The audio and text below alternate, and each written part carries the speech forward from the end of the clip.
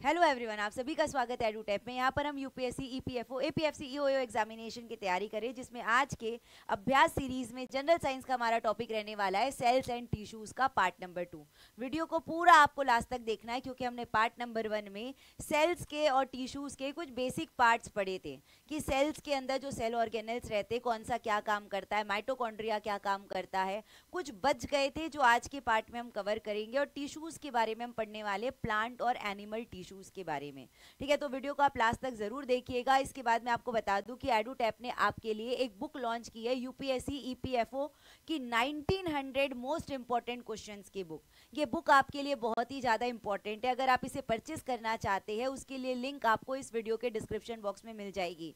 आपको हर क्वेश्चन को detailed explanation के साथ यहाँ पर दिया हुआ है। आप क्या कर सकते हैं, बुक से आप टेस्ट दे सकते हैं, उसके बाद उसका एक्सप्लेनेशन देख सकते हैं। तो बुक बहुत ही ज़्यादा इंपॉर्टेंट है और 1900 क्वेश्चंस अगर आप करते हैं मतलब मोर देन इनफ ये हो जाता है।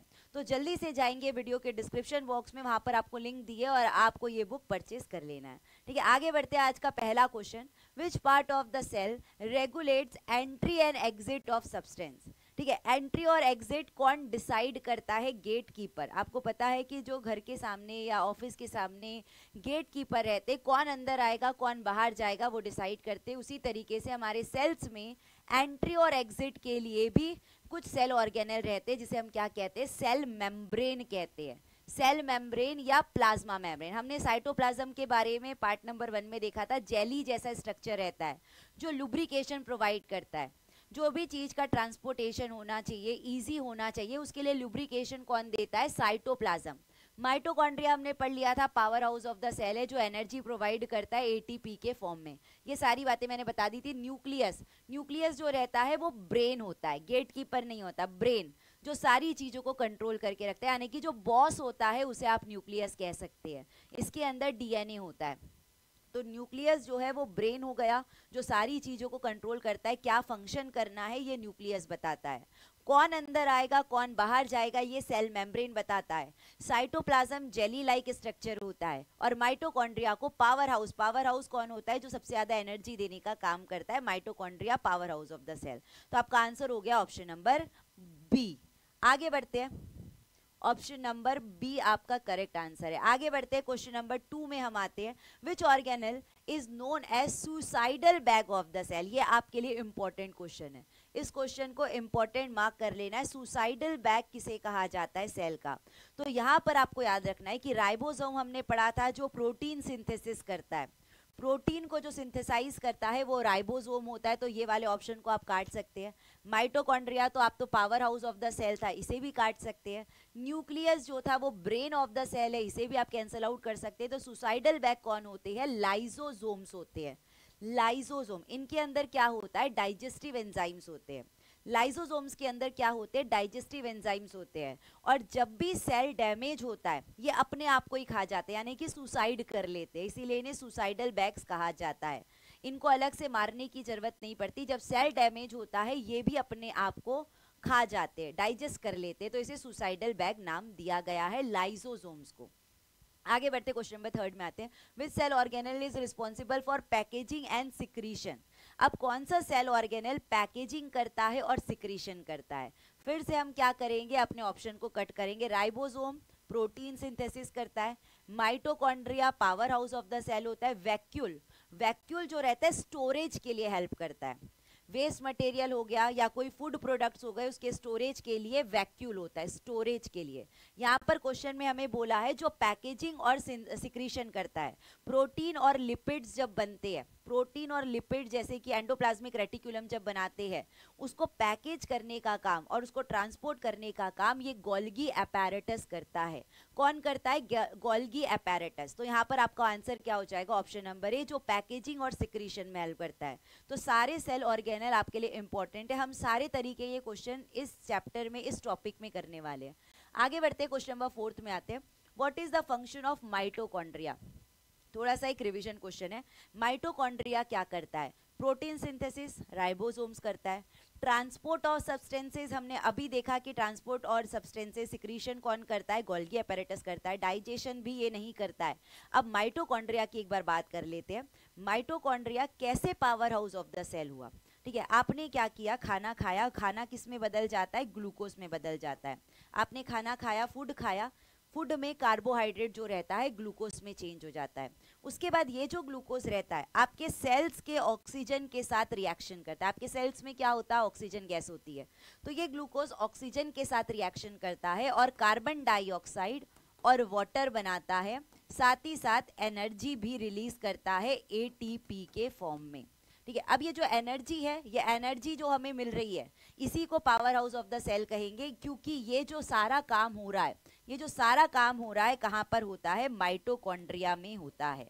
तो माइटोकॉन्ड्रिया क्या काम करता है, एनर्जी प्रोडक्शन का काम करता है।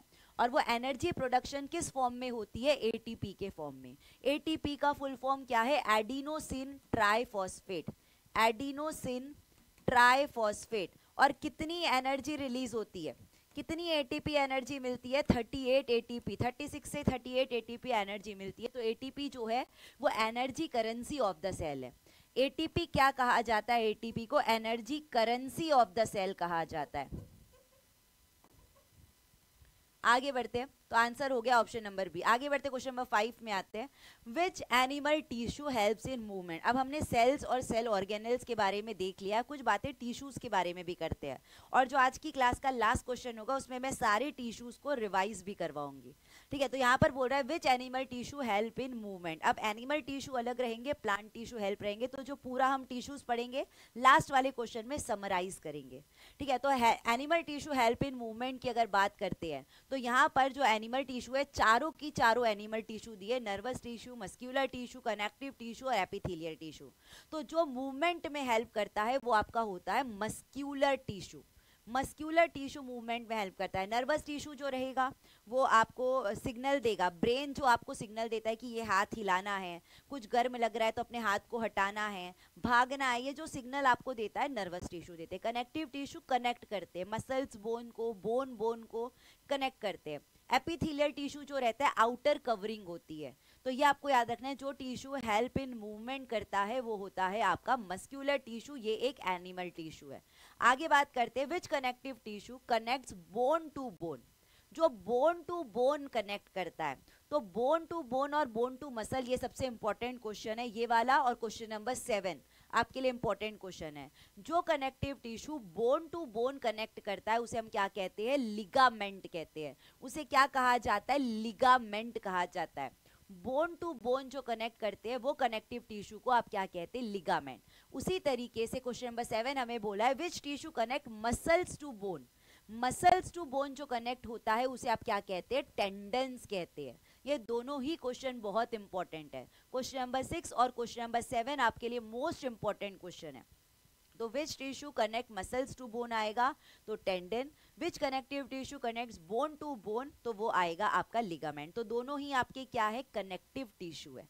आगे बढ़ते हैं, आगे बढ़ते क्वेश्चन नंबर 8 में आते हैं। क्वेश्चन नंबर 8 हमें बोल रहा है कि which plant tissue provides mechanical support and flexibility. आपको बताना है यहाँ पर कौन सा ऐसा प्लांट टिश्यू है जो प्लांट को सपोर्ट देता है और उसको फ्लेक्स। आप देखना प्लांट की जो स्टेम रहती है, आप उसको जहां मोड़ेंगे वहां मुड़ जाता है, उसमें इतनी फ्लेक्सिबिलिटी रहती है। तो जो मैकेनिकल सपोर्ट देता है कि प्लांट सीधा खड़ा होना चाहिए और उसमें जो फ्लेक्सिबिलिटी रहेगी, ये कौन देता है प्लांट्स में, कॉलेनकाइमा।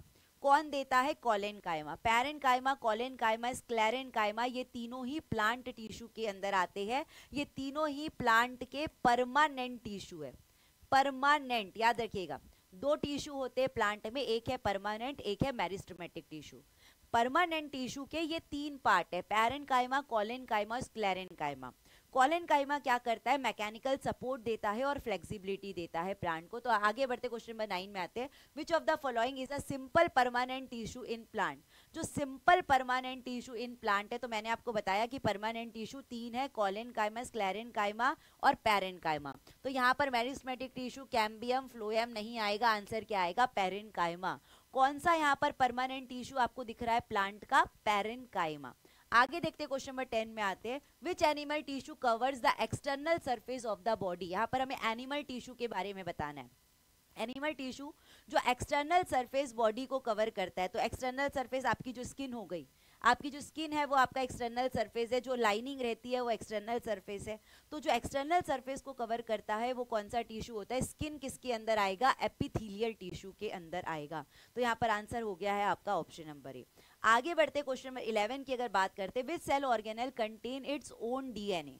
ये भी आपके लिए इंपॉर्टेंट क्वेश्चन है, ये भी आपके लिए इंपॉर्टेंट क्वेश्चन है। कौन सा सेल ऑर्गेनेल ऐसा है जिसका खुद का डीएनए होता है? तो बहुत ही अच्छा क्वेश्चन है, वो होता है mitochondria.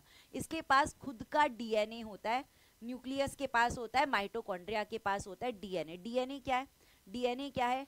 Deoxy ribo nucleic acid. इसके बारे में मैंने आपको बताया था कि जो क्रोमोसोम्स है, न्यूक्लियस के अंदर क्रोमोसोम्स रहते हैं, क्रोमोसोम्स के अंदर डीएनए रहता है।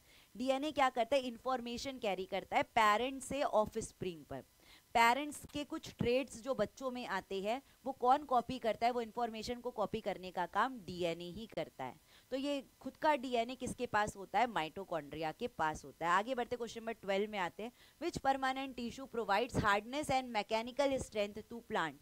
अब एक परमानेंट टिश्यू हमने देखा था जो कॉलेनकाइमा था, जो फ्लेक्सिबिलिटी देता है, जो फ्लेक्सिबिलिटी देता है वो कॉलेनकाइमा था। तो यहाँ पर आप कॉलेनकाइमा को हटा दीजिए, फ्लोएम को हटा दीजिए। फ्लोएम तो ट्रांसपोर्ट ऑफ फूड करता है, फ्लोएम क्या करता है? ट्रांसपोर्ट ऑफ फूड करता है। अब बच गया है पैरेनकाइमा और स्क्लेरेनकाइमा। तो जो हार्डनेस और मैकेनिकल स्ट्रेंथ देता है वो होता है स्क्लेरेनकाइमा। ठीक है, जो प्लांट को हार्डनेस देता है, जैसे कि आपने देखा होगा ट्रीज के जो स्टेम रहते हैं बहुत हार्ड होते हैं, और जो उनको स्ट्रेंथ देता है वो कौन होता है? स्क्लेरेनकाइमा होता है। आगे बढ़ते क्वेश्चन नंबर 13 में आते हैं, ब्लड। ब्लड किसका एग्जाम्पल है? तो ब्लड तो प्लांट में नहीं होता है, तो ये एक एनिमल टिश्यू है। ब्लड जो है वो एक एनिमल टिश्यू है। ब्लड जो है वो किसका एग्जाम्पल है? वो कनेक्ट करता है। ब्लड जो है हमारे सारे बॉडी पार्ट्स में रहता है, यानी कि एक से दूसरे बॉडी पार्ट को कनेक्ट करता है। इसे क्या कहते हैं? कनेक्टिव टिश्यू कहते हैं। ब्लड आपका किसका एग्जाम्पल है? कनेक्टिव टिश्यू का एग्जाम्पल है। आगे बढ़ते क्वेश्चन नंबर 14 में आते हैं, which plant tissue helps in healing and repair of injured parts. कौन सा ऐसा प्लांट टिश्यू है जो रिपेयर करता है? जब भी कोई पार्ट प्लांट का डैमेज हो जाता है तो उसको रिपेयर करने में कौन हेल्प करता है? तो यहाँ पर आपको याद रखना है वो है मेरिस्टेमेटिक टिश्यू। परमानेंट टिश्यू तो हमने देख लिया, पैरेनकाइमा, स्क्लेरेनकाइमा, कॉलेनकाइमा। जाइलम क्या करता है? Transport of water and minerals करते हैं। जाइलम क्या करता है? Transport of water and minerals करता है। ठीक है, तो यहाँ पर आपका आंसर क्या हो जाएगा? मेरिस्टेमेटिक टिश्यू इसका आंसर हो जाएगा, मेरिस्टेमेटिक टिश्यू। तो आपको ये पता चल गया कि प्लांट के टिश्यूज दो टाइप के होते हैं। तो चलिए एक रिवीजन कर लेते हैं, एक शॉर्ट में रिवीजन कर लेते हैं सारे टिश्यूज के बारे में। लेकिन टिश्यू आखिर है क्या? टिश्यू का मतलब क्या होता है? Group of cells. हमारी बॉडी जो है उसका स्ट्रक्चरल यूनिट क्या होते हैं? सेल्स होते हैं। स्ट्रक्चरल यूनिट सेल होते हैं, सेल ही हमारा सारा काम करके देते हैं। तो जब ग्रुप ऑफ सेल्स होता है, जब बहुत सारे सेल्स एक दूसरे से कंबाइन होते हैं तो क्या बनाते हैं? टिश्यूज बनाते हैं। तो प्लांट के अलग टिश्यूज है, एनिमल के अलग टिश्यूज है। तो यहाँ पर आपको बताना है कौन सा सही दिया है, कौन सा प्लांट टिश्यू सही दिया है, कौन सा एनिमल टिश्यू सही दिया है। तो पूरा ओवरऑल यहाँ पर आप रिवाइज करने वाले। तो चलिए एक एक करके देखते हैं। प्लांट टिश्यू में जाइलम और फ्लोएम तो आएगा, लेकिन बोन और कार्टिलेज आ सकते हैं क्या? बोन और कार्टिलेज नहीं आ सकते, ये वाले ऑप्शन को काट देंगे। प्लांट टिश्यू में पैरेनकाइमा तो आ जाएगा, लेकिन लिगामेंट, मसल, नर्व ये नहीं आ सकते, इसे भी आप काट देंगे, ये ऑप्शन को भी कट कर दिया। प्लांट टिश्यू में एपिथेलियल तो नहीं आ सकता, कनेक्टिव नहीं आ सकता, नर्वस, मस्कुलर ये उल्टा दे दिया है, ये आपके सारे एनिमल टिश्यू है, तो ये वाला भी आपका रॉन्ग हो जाएगा। आंसर हो गया है ऑप्शन नंबर ए। तो चलिए प्लांट टिश्यू कौन कौन से? मेरिस्टेमेटिक टिश्यू और परमानेंट टिश्यू। मैं पूरा रिवाइज करवा रही हूँ। प्लांट टिश्यू जो होते हैं दो टाइप्स के होते हैं, मेरिस्टेमेटिक टिश्यू और परमानेंट टिश्यू। मेरिस्टेमेटिक टिश्यू क्या करते हैं? हीलिंग में हेल्प करते हैं या ग्रोथ में हेल्प करते हैं। जो प्लांट की ग्रोथ होती है, जो हाइट बढ़ती है, वो मेरिस्टेमेटिक टिश्यू की वजह से होती है। और परमानेंट टिश्यू तीन टाइप के होते हैं, पैरेनकाइमा, कॉलेनकाइमा, स्क्लेरेनकाइमा, और जाइलम और फ्लोएम ऐसे वस्कुलर टिश्यू में आते हैं, लेकिन इसके अंदर उसे रख दिया गया है। तो जाइलम क्या करता है? ट्रांसपोर्ट ऑफ वाटर, पानी को प्लांट्स में ऊपर ले जाने का काम जाइलम करता है। और फ्लोएम क्या करता है? फूड का ट्रांसपोर्ट करता है, ग्लूकोज का ट्रांसपोर्ट करता है। अब बात करते हैं पैरेनकाइमा, कॉलेनकाइमा, स्क्लेरेनकाइमा की। पैरेनकाइमा क्या करता है? हमने क्या देखा था? पैरेनकाइमा आपको देख लिया था कि जो ग्रोथ में हेल्प करता है, जो लीव्स में हेल्प करता है, लीव्स की ग्रोथ में हेल्प करता है। कॉलेनकाइमा आपने देखा था कि जो सपोर्ट देता है, फ्लेक्सिबिलिटी देता है, वो आपका कोलेनकाइमा रहता है। स्क्लेरेनकाइमा हार्डनेस देता है, जो स्ट्रेंथ देता है वो स्क्लेरेनकाइमा। स्ट्रेंथ से आपको याद रखना है स्क्लेरेनकाइमा। कोलेनकाइमा फ्लेक्सिबिलिटी देता है, सपोर्ट देता है। और पैरेनकाइमा हम बोल सकते हैं एकदम सिंपल परमानेंट टिश्यू है, जो छोटे छोटे प्लांट्स में, लीव्स में या उसके स्टेम्स में ग्रोथ में हेल्प करता है। तो ये आपके थे प्लांट टिश्यू। वहीं अगर एनिमल टिश्यू की बात करते हैं, 4 एनिमल टिश्यू। एपिथेलियल, जो आउटर कवरिंग होती है, जो स्किन है, पूरी बॉडी को किसने कवर करके रखा है, स्किन ने, तो वो एपिथेलियल टिश्यू के अंदर आएगा। कनेक्टिव टिश्यू, जो कनेक्ट करते हैं bone to bone, muscle to muscle, ligament, cartilage, ये सारे आते कनेक्टिव टिश्यू के अंदर। मस्कुलर टिश्यू, जो मूवमेंट में हेल्प करते हैं। उसके बाद नर्वस टिश्यू, जो न्यूरॉन्स होते हैं, जो ब्रेन सिग्नल देता है कि आपको कौन सा वर्क करना है, ये आपके नर्वस टिश्यू बताते हैं।